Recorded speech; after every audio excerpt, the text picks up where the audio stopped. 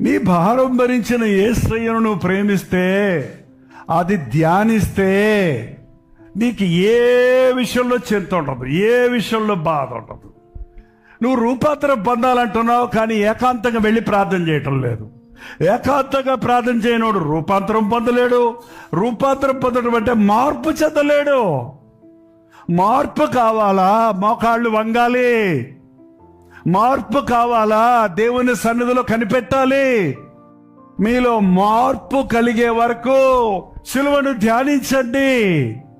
సిలువ ధ్యానం అనేది ఒక క్రైస్తవునికి చాలా అవసరమైనది. అది నిన్ను ప్యూరిఫై చేయడానికి, పరిశుద్ధపరచడానికి, నీవు ఆయన ప్రేమ చేత ఆకర్షించబడడానికి, ఎండిపోయిన చెరువులాగా ఉన్న నీ జీవితం నీళ్లతో నింపబడినట్టుగా ఉండాలంటే సిలువ దగ్గరికి రావాలి.